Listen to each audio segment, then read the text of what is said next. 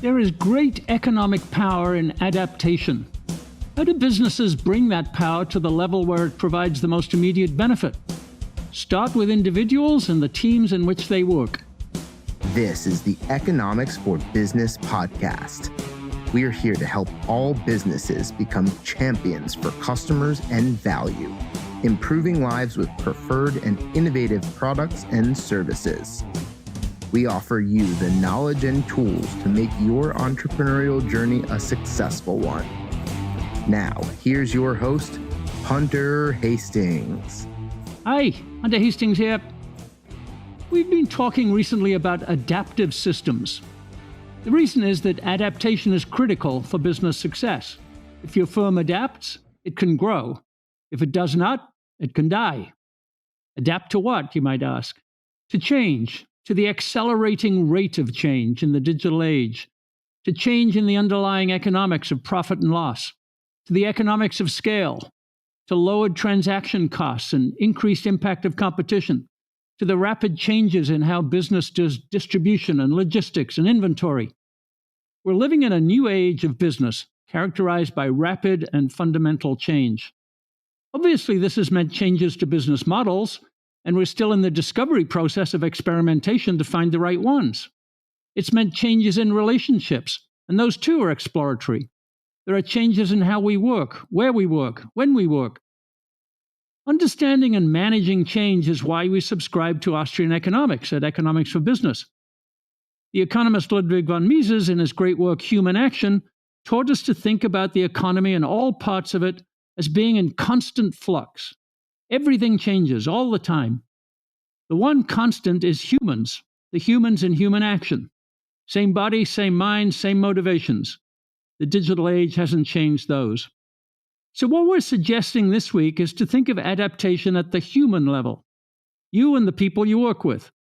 We often talk about teams in this mode: project teams, agile programming teams, executive teams, innovation teams, research teams, and so on. Every one of those teams and every individual on those teams are adaptive systems. Our guest today, Luca Dellanna, has been thinking about human adaptation a lot and putting principles of adaptation into practice in the companies for which he consults. He's the author of The Power of Adaptation and Teams Are Adaptive Systems, as well as many other books on best practices, complex systems, anti-fragility, and emergent human behavior. Luca, welcome back to the Economics for Business podcast. Thank you, Hunter, for inviting me again. Well, it's great to have you here. You're going to help us with something we've been studying recently and focusing on, which is systems thinking and what they call complex adaptive systems. And as these concepts apply to business. So it sounds a bit academic sometimes and a bit elevated, but actually it generates a lot of real life, as I call them, in-your-face problems that you face every day in business. And yes, yeah. You've talked about that a lot in your many books. You've got one called The Power of Adaptation. You've got another one, Teams Are Adaptive Systems. So that's a good place for us to start, I think. If you're managing a project team or an executive team, a research team, a functional team of any kind, you're in a complex adaptive system, you need to deal with it. So tell us about the basic principles of that. Yes, my golden rule is that as a manager, you should not take actions just for their direct outcome, but also for the adaptations that they trigger in your team. And that means which behaviors they make more likely. And one classic example is motivation. I believe that engagement at work and motivations are adaptations to an environment in which efforts produce tangible results. And conversely, disengagement are rational adaptations to an environment in which efforts go to waste. And so I think that as a manager, motivation is not much made of direct efforts, such as the motivating speech that you see in movies and so on, but it's rather in ensuring that there is an environment in which good efforts do not go to waste, but instead provide early feedback, early results that show that these efforts are producing results. And that could be, for example, things as simple as when you ask your people to do something, check with them very soon whether they've done it. And if done it, give them some feedback that shows them that you didn't just ask for something that then no one will care about. So the definition of the adaptive system here is individual. So we're talking about the people who are working on the team interacting. So it's how the interaction takes place, and you've touched on the one with your manager, through connections, which are information and communication and perception. So that's our complex system. But motivation, we had Bart Vanderhagen with us recently saying that the key motivation is intrinsic. It's not that external incentive, it's the intrinsic motivation. So is that what we're talking about, intrinsic motivation? Yes, for me, it's all about how motivation is perceived inside a person. I make an example. There is, let's say that there is a change in management, a new manager comes in, and he says, here are the new sales objectives, and if you reach it by the end of the year, I will give you a $5,000 bonus. Some people will get motivated and some people won't. What's the difference between the two? Some people, when the manager says these words, they will feel themselves tickled. They will feel something. And that's probably because in the past, they've experienced that efforts are producing results, are producing rewards, are not going to waste. Other people instead in the team might react by, 5,000 euros, I don't really care.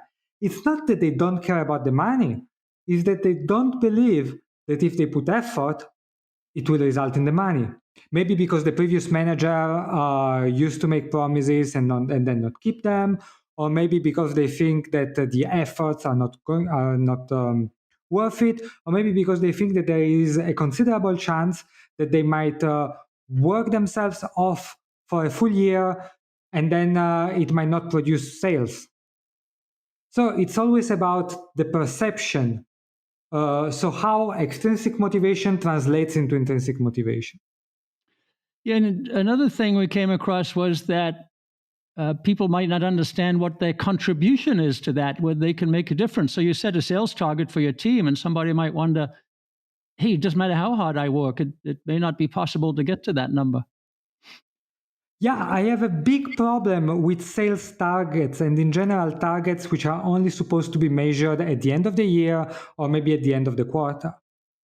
Because the result usually is that maybe you have an employee who does something great during the second week of January, and then he doesn't receive recognition, feedback, bonus, or whatever kind of feedback until the end of the quarter, until the end of the year.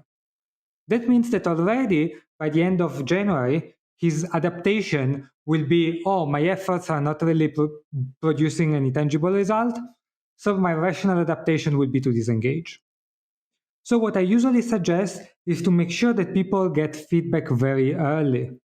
And that means review, whenever you catch your people doing something right, do not wait at the end of the year or the end of the month to tell them that they did a good job. Say it immediately. And of course, to manager, you cannot catch your people right if you're only meeting them once per month. The solution is instead to go where the people are doing the work, which means if you have a production line, you work on the production line, you have more opportunities to catch your people doing something right, and you tell them soon, immediately, so that they have early feedback, and early feedback is what reinforces behavior and prevents people from disengaging. Yeah, that used to be called management by walking around, which is the same principle, I think, right? Go where the work is being done. Exactly. I think that is probably one of the most important principles in management, and it's important to spend a couple of minutes why. Because usually people, they say, you should go where the work takes place so that you as a manager understand what's going on. And it's certainly one of the points, but it's also because that's how you get to give early feedback, immediate feedback. And it's also how you get to give feedback with actions rather than words. I make an example, safety. Let's say that you as a manager want your people to wear the safety helmets. If you don't go on the production line, then the only way that you can give them feedback is maybe on Friday, you have the weekly team meeting and you tell in the meeting room, you tell your, or in a meeting environment, you tell your people wear their helmet. People will not wear the helmet as a reaction because they're thinking like, oh yes, the manager tells us to wear the helmet, but they're very uncomfortable. He doesn't know because he never wears the helmet on the production line. That's just cheap words. Instead, if the manager goes on the production line, he can do the visible costly action of wearing the helmet and big scene wearing the helmet, and then people know that the manager really means it, that knows not only about the benefits but also about the cost, and they are much more likely to listen to him. You had a great term for the downside here if you don't get this quite right, and you called it motivational losses. What are motivational losses, Luca? So for me, a motivational loss is an event in which there was someone who was motivated and engaged employee, and then after the event, he just disengaged, and he either feels like quitting or he feels like, oh, whatever I do here, it doesn't matter, so I will just do as little as possible not to get fired. And I think that one of the most important tasks for managers is to avoid motivational losses. And usually the way you do it is that first thing, every time that you see an employee which loses motivation, you treat it as an incident. So we have quality incidents, we have customer incidents, we have safety incidents, we also should have motivational incidents, in which there is then an investigation, like you try to find the root cause, and then you try to put in place some action so that the same problem doesn't happen again. And then the second thing that managers should do is to prevent motivational losses through clarity, proactive clarity. Because a lot of time, people lose motivation because they thought that they were giving an objective. They misunderstand the objective. They do what they think was the objective, and then it's not what the manager meant, and therefore the manager at the end either doesn't praise them, doesn't reward them, or even gets angry at them or tells them that they did a poor job. Now, of course, usually it's not because the employee misunderstood the objective because he's stupid, not at all. Usually it's because the objective wasn't clear. And because it wasn't clear, it got misunderstood. So one of my recommendations to manager is be very clear. And being clear doesn't mean that you can be understood, but it means that you cannot be misunderstood. That's a completely different level of standard. And the second thing is be clear before the misunderstanding. Because if you are clear before the misunderstanding, first, fewer people will misunderstand. And then if they misunderstand, they will not get frustrated with you or with the company or with the job. But if you wait for the misunderstanding to make some clarification, then people will already have lost motivation and will be angry at you, and probably rightfully so. Yeah, Derek and Laura Cabrera, who write on systems thinking, talk about mission moments, which is similar, I think, to what you're talking about, that if you understand the vision, they call it, what you're trying to do, like 100% safety, to put it in your metaphor, a mission moment would be this wearing of the helmet. Hey, look, I'm wearing it. You should be wearing it. We all should be wearing it. You can stress that moment, and that becomes part of the system. I agree. Yeah. That takes us to another place, which was in one of your recent newsletters, Luca, and I advise everybody who's listening to sign up for Luca's newsletters because they're always very stimulating. You had this idea of the implicit contract or the mental contract, that the people who are working in a corporation have a internalized kind of mental model of their contract, which may not be the same as the one they signed or the one the HR department thinks that they have. So tell us about that, and how do we discern it, and how do we make sure that the mental contract is the one we think it is? Yeah, we have all two contracts. One is the contract we sign, which is, for example, you have this task, you do this task, and you receive this salary. And then there is a mental contract, which is more about progression and intangibles, which is, for example, the idea that an employee might have that if I fulfill all my tasks and I work hard for 3 years, then I will get a big promotion. And that's not written anywhere, only in the mind of the employee, and that's why I call it a mental contract. Now, if the mental contract is correct, so him, the manager, HR, they all have the same understanding, then that's perfect, there is no problem.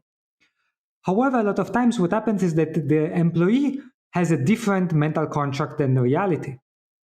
And so the employee might think, oh, if I work hard for 3 years, I will get a promotion. And the manager instead might think, I only give promotions when my people do something that's above and beyond their job, for example. Or maybe it's I can only give promotions to my people if our sales go by 30%, something like that. And if the employee thinks that because he worked hard for 3 years, he gets a promotion, he should get a promotion, but he doesn't get a promotion because maybe sales never increased, then there is a big problem. And the discrepancy is usually solved by a motivational loss. Yep. And so the way that you avoid motivational losses is you as a manager by ensuring that your people have a mental contract which corresponds to reality. A quick note. Economics for Business is a uniquely Austrian platform to help entrepreneurs build value-generating businesses at every stage of the entrepreneurial journey. We've now launched online with an outstanding database of entrepreneurial knowledge, tools to solve specific business problems, and a community exchange to share information and experiences. Check it out at econforbusiness.com. That's ECON, 4, business.com. Explore and let us know what works best for you in the feedback section. Now, back to our conversation. Right. I was reading a book about sales methods by a lady called Connie Whitman, and she described a time early in her life. It's a long time ago now. It wouldn't fly today, but she worked hard, passed her exams. She beat her sales target by 300%, and she applied for a promotion. And our boss said, "Oh, I can't promote you. You're a woman." And that wouldn't happen today, but that was not the mental model that Connie had in mind when she was working for that company. Yeah, this is terrible. But I also have another example. Once I heard my boss talking. We were discussing about one of my colleagues, and I think I said something like, "Oh, she's working very hard. Probably she should get a promotion soon." And my boss said, "Right now, she's working so hard that her solution to problems is just to work longer, that if I promote her and I give her a few more balls to juggle, she will necessarily drop some or burn out. And until she learns to work more efficiently or smarter rather than harder, I cannot promote her." And imagine instead if she heard that, because instead she thought, "Oh, I'm working so hard, for sure I will get a promotion." Yeah, so that's another example of the disconnect. And these disconnects, the earlier you discover them and solve them, the more you prevent your people from demotivating. Yeah, and that takes us to feedback loops, Luca. You've touched on this already, but it's really important. I think I find it a little bit hard to understand that feedback loops are what make the system adapt. They can be positive or negative, but they're the key mechanism for adaptation. You talked about acting, observing the result, learning, changing if change is indicated. But spend some time with us on feedback loops and how to think about those in human terms. Yes. So first, let me clarify that by feedback loops, I always mean between humans. So I'm not talking about reports. I'm not talking about dashboards or any system like that. They are very important, but they are never sufficient. There should always be the human aspect. And by feedback, I just mean like the feedback that you get from your manager or from your work or from your clients or both. And the idea is that as long as you get feedback that your efforts are going in the right direction, are producing results, tendentially you will remain motivated or even grow your motivation. And the moment that you do efforts and you stop getting any feedback on that, you will most probably grow demotivated. And so this research for feedback is extremely important. And that goes both ways. As a manager, you want to make sure that you have feedback channels with your employees and that they are frequent. So having one-on-one with your employees once every trimester will not cut it. But then it also works on the employee point of view. Or even if you are a freelancer or self-employed and so on, if you want to get more motivated at your work, create some tight feedback channel with what you do, which could be something like, if you're, for example, I'm also an author, and when I write a book might take months to write. And if my only feedback is, at the end of the 6 months I publish the book, I can see the reviews of my readers, I will lose motivation because 6 months is too long. I need to have something much faster. And therefore, every now and then I post some paragraphs from my upcoming books on Twitter. And then Twitter users, they say, oh, that's great, they like it. And that keeps me motivated and prevents me from doubting that writing the book is something that will go to nowhere. So that's for me what feedback loop means and why it's important for motivation. Yeah, you make it very human, and that's lovely. You have some other adjectives about the feedback loops, and I just want to probe on them. Again, you may have touched on this, but one sentence you said feedback must be highly specific and perfectly aligned with the behavior you want to encourage. Those are high standards. So how do we get to be highly specific and perfectly aligned? Yeah, so specific, I mean that you never give feedback to the person, but always to the action. I make a very clear example. Let's say that you have one of your employees that does a presentation, and you're telling him, oh, the presentation was boring, or you were boring, even worse. So first of all, because the feedback is generic, he will probably reject it. Either he gets defensive or he says you're wrong, or he accepts it, but then loses all motivation. He will accept it as in, oh, I'm a terrible presenter, I'm not able to do presentation. Either way, he becomes a worse presenter. Conversely, if you give specific feedback, for example, there was too much text, that's not on the presenter anymore, that's on one pattern of his, which is putting too much text. And it's much more likely, one, that he will listen to the feedback, and two, that he will implement it. Because it's not about him, it's just like, he will think like, oh, my presentation can be better if I improve that. Much better. And then another added advantage is that specific feedback is always actionable, and generic feedback is never actionable. So if you say to your employee, your presentation was boring, maybe even if he says, yes, it was boring, but I have no idea how to make it more interesting. If instead you said, there was too much text in the presentation, then he immediately knows what to do better. And this applies to everything. When you say to people, work hard, sometimes they were deliberately being lazy, but sometimes they do not know how to work harder. Instead, if you tell them something like, aim to make, 5 calls per hour or whatever, that's something which immediately becomes more actionable. And actionable is important because actionable doesn't just mean that you have a solution, but also that you think that the solution will improve the result.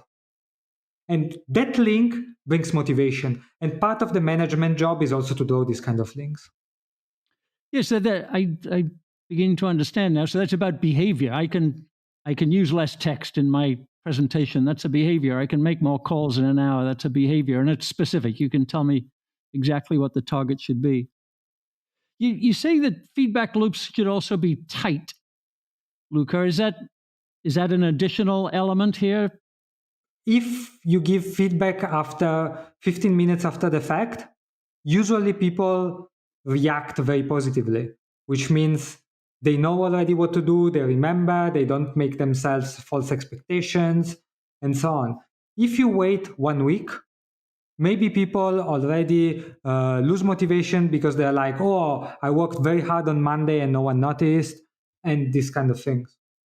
And also because if you give an objective, for example, you tell one of your employees, oh, you should design a new website, for example. And the employee works for 1 week in the wrong direction. And then on Friday, you tell him like, oh no, I wanted something different. He will be pissed because he's like, oh, I wasted 1 week of my effort. If instead, after 2 hours, you go back and just check with him, or after 1 day, and you notice that he's going in the wrong direction, and you tell him, he will be much more likely to just accept the change because he didn't waste much effort. That's one more reason to have feedback loops tight, frequent. Yeah. There's another piece of management action that you have in the book that is perhaps it begins a feedback loop, but it's signaling. And you had this lovely thought of the signaling needs to be expensive, i.e., it communicates importance. Tell us about that kind of signaling. Yes, I always start with the example of Mr. DuPont, the founder of the DuPont conglomerate. I used to work for 3 years for DuPont at the beginning of my career, so I heard this story many times. And Mr. DuPont was a French chemist. And during the French Revolution, he was feared for his life, and he took a boat and came to the US. And because he was a chemist, he started a gunpowder company. But gunpowder companies have this very unfortunate property of blowing up very frequently. There are a lot of explosions, and I mean multiple explosions per year was very common. And so the way that he improved safety was by introducing 2 rules. The first rule was that he and his family will move in with their house inside the premises of the company. So he puts his skin in the game. And then the second thing he did is that he put a rule that every time that there is a new machine that gets installed, senior management must operate it during the first day. So he put the manager's skin in the game. And once he did these 2 rules, the safety of the plant improved very fast, became one, and then DuPont became very known for the safety. And actually, I've been working for 3 years in safety consulting. But that's the idea that costly actions, they tend to produce results in others. They're a way to lead. It's very difficult to lead with words. Or usually what happens is that it's possible to start to lead with words, but the first time that you do an action that contradicts the words, people will stop listening to you. And instead, if you lead with actions, the more costly the action, the more people will listen to you. Right. Yeah, that's a great example of skin in the game from your mentor, Mr. Taleb. I want to shift gears just a little bit and talk about time, Luca. You've touched on that with your tight feedback loops. That's about time. But we're always very conscious in Austrian economics about time as an essential ingredient of business practice and excellence. And we especially appreciate the long term, thinking in the long term and all of the things that are going to happen to get there. We say in adaptive systems that the future is unknowable, but you say that you, as a systems thinker, you should always be thinking about the long-term future and future behaviors. But if you can't know the future, if it's not predictable, how do you think about those second-order effects, as you call them? Well, in the context of this book, I'm thinking long-term means even just next week or next month. I use it in contradiction to short term, which is like really immediate, like today. So in this case, there is much less of this unpredictability. So the way I'm using this concept in management, what I mean is that it's very tempting as a manager to avoid a problem today. For example, one of your key employees comes to you with an ultimatum and says, "Oh, I found a job offer from somewhere else, and either you give me a big raise or I leave." It's very tempting, especially if that one is a key employee working on a deadline, to say, "I will just give him the raise because I cannot afford to the delays and the disruptions that come with losing a key employee." However, what happens in the long term, and by long term I mean even the day after, is that everyone else in the team will learn the lesson that the way you get raises in the company is by getting another job offer. And so already in the day after, a lot of people in the team will start calling companies left and right to get a job offer. So that's what I mean by long term.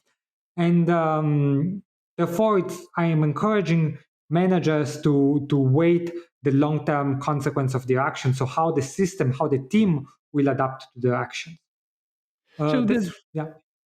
I'm sorry, I was just going to ask you to explain the idea of second-order effects, and maybe there are third-order effects as well. So I take action X, I expect result Y, but there's going to be another adaptation after that, and maybe another one again. How do I anticipate those? Yes, that just takes expertise, practice. Of course, there are ways, like one way that you get practice is just by doing the job for long. There are a lot of shortcuts, which might include reading the right books, having good mentors, and something like that.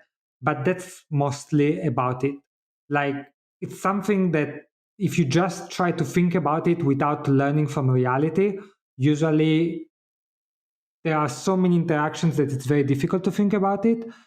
But if you observe the reality, so for example, even just you finish listening to this podcast, tomorrow you go to job and you just to your job and you just think like, how are people adapting to those actions? You just listen the next time that your manager says something, you think, how are people in the room adapting to his words? And that simple exercise already will be extremely valuable. Yep, you become a systems thinker that way. Yes, exactly. So let's go there to the individual. You got some nice thoughts in the book, Luca, that we're all adaptive systems, even us as individuals, and we can work some of these principles into managing and improving ourselves. So talk to us about that a little bit. Yes, exactly. Like everything I've said about managers and employees also applies to ourselves, because in a way we are like our managers. And so, for example, tight feedback loops. Even if you are working like you as an employee might want to make sure that you have tight feedback loops on what you're doing. And this could be either loops by yourself. So you just try to set yourself some targets or just appreciate the efforts that are doing, or you just try to get more check-ins with your manager. You ask him a bit more often, am I going in the right direction, and so on. Or before we've talked about mental contracts. So one difficulty that I had at the beginning as an author was that I had the wrong mental contract of what publishing a book means. I thought that as long as I write a book with great content, it will become a bestseller. That was my mental contract. And that's wrong, because an author also needs to do some marketing, also needs to talk to users to understand like maybe how to phrase the content, which words to use so that they become understood, and so on. And I did nothing of it in my first book, and sales were terrible. And then I was losing a bit of motivation because of that. But then thankfully, talking also with others, I got a much better mental contract of what it takes, what it means to be an author.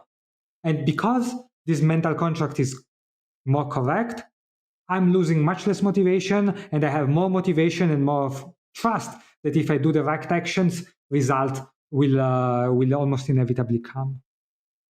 Well, you're a great example of that with your success, but also the way that you engage with people. So we can set up our own feedback loops, is what you're saying. Think about what feedback loops you need and then set them up. Exactly. Another example is we've talked about specific feedback, And one of my advice is always ask for specific feedback. Never ask, how was my presentation? But always ask, how was my tone of voice? Were my slides clear? And something like this. Good. Well, how do we pull all this together, Luca? How do we become systems thinkers, and how do we manage our adaptive team? If I had to, sum it up in a few bullet points, how would you help us do that? Yes, so how you became a system thinker, I think that it's always by asking yourself, how is the system adapting? So what lessons are the people learning out of it? Which behaviors is this event making more likely? These are the questions that you want to ask yourself. And instead, from the perspective of how I can become a better manager, I think that it's simply give better feedback to your people. And better feedback doesn't mean more detailed. It doesn't mean more gentle. Like, I really don't like things such as sandwich feedback. You say something good, something bad, something good. That's not about it. For me, good feedback means that it's specific, it's frequent, and it happens as early as possible. Ideally, before the other person even starts doing that. So just to give an example of this, it doesn't mean that you ask your people to do a presentation, and for example, and then immediately after the presentation, you give them their feedback.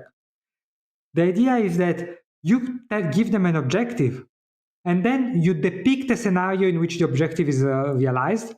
For example, you say, so for example, if you make a presentation with 10 slides, no more than 2, which are full of text, and then you practice it 3 times, I think that will be great. That's a way in which you can already give feedback before the person even took a step. And that's great because you prevent them from putting effort that will go to waste. Then, of course, like, you want to calibrate this. If you have a very experienced employee, you do it much less. If you have a greener employee, you do it much more. But yes, that's kind of the gist. Yeah. That's advanced feedback. You've shifted the time, right? To give feedback in advance. That's great. Well, Luca, what's your next book going to be? Are you working on one?